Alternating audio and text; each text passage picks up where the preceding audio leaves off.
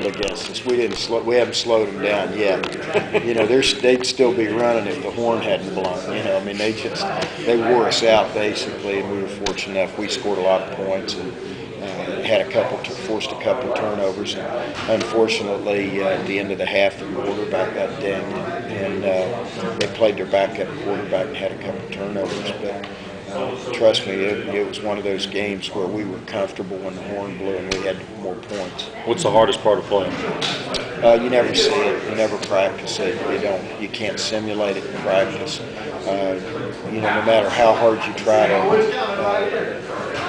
show your kids in practice what it's going to be like, you get into the game and it's 10 times faster than your scout team can ever show in practice. And so there's just absolutely no way to prepare for it. I was at Air Force for 11 years. I coached defense at Air Force for 11 years, and then I was the head coach at Ohio University for 6. And we ran all that same stuff and drove people crazy with it. So I know how to run it, and I know how to stop it, and it's impossible to stop it. We went into Navy with as good a plan as I thought we could possibly have, and they went up and down the field. They looked like they were, running through bags and cones. Like everybody was out there playing defense. So why the doubt? Why the conversation about it won't work at this level? It absolutely will work at this level. You got to remember that there were some teams like Texas and Oklahoma didn't do it too bad. And I got a feeling,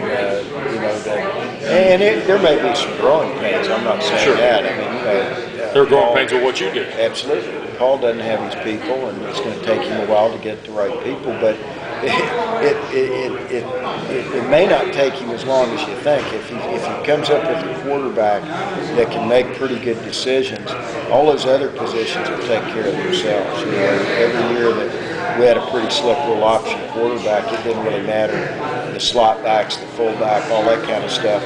If you had the quarterback knowing when to give it, keep it, to pitch it, and all that kind of stuff, you had a chance to be pretty good right away. So my guess is that they'll be good sooner than later, but they'll be much better once he's able to go out and find some option quarterbacks and guys that fit more in their scheme than the ones that are there got the job. You've really struck gold with kids from Florida, the guys you've been able to. How have you gone in?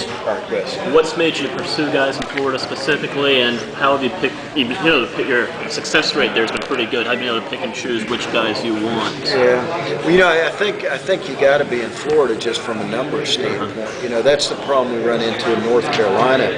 We like a lot of the players that are in North Carolina, but when you've got 5 Division I-A schools sitting in North Carolina, there's a lot of competition for players, and by the time you sort through character and academic issues, you end up with a handful of kids, and everybody wants them. So you have to go find players where they are, and we just start working our way south. And Georgia's been a really good state for us. We've brought in a lot of good players from Georgia, but we found a lot of success in Florida because there's just such a great population of kids down there that you can go around and find the right schools, find the right students, and also find guys that are as well coached as anybody in the country because they're in basically year-round football programs with spring practice and all those kind of things. You've got multiple guys from places like Bowles, Pahokee, traditional winning programs. How important is that when you look into those?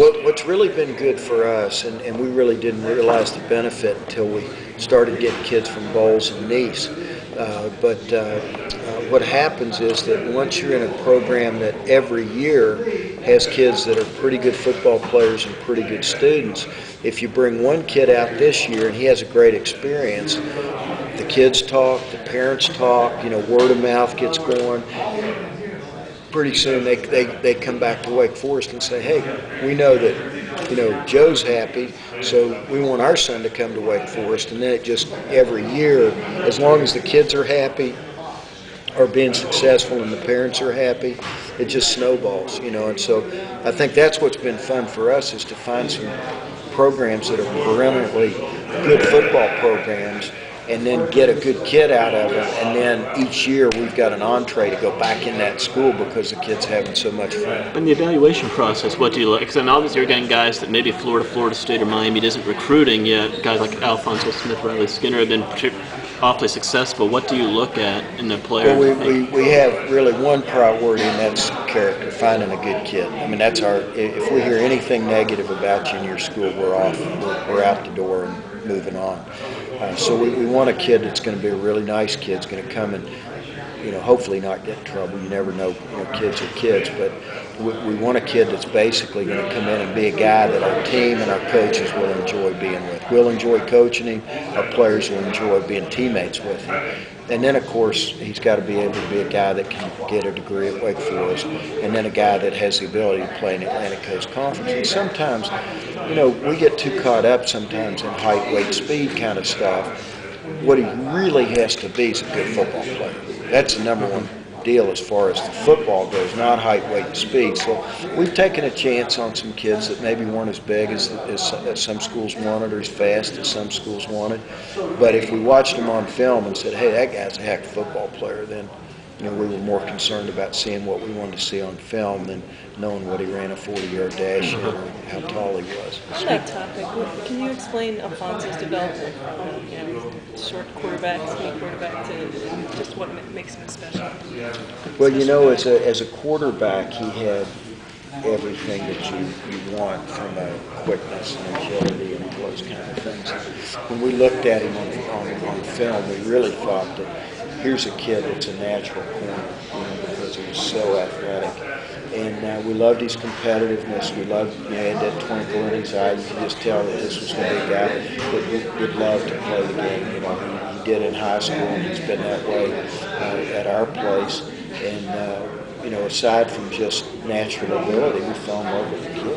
We thought this is a really neat guy that, Wake Forest would be really good for him, and he'd be really good for us. And of course, we didn't honestly know he was going to be as good as he is, but he's kind of exceeded our expectations. But we thought we had a steal in him as an athlete. We didn't know where he'd end up. We wanted to play him at corner, but we felt like if he couldn't play in the corner, he could be a good skill kid for us on offense. He was explaining the drama of signing day and what she was headed to pick. Was that equally dramatic for you? Yeah, we felt like we stole one, really. I mean, it felt like we really were blessed to have him come with us. And I think that, for us, I think we felt like we'd already committed DJ Golden, a wide receiver from Pahokee, and Antonio Wilson.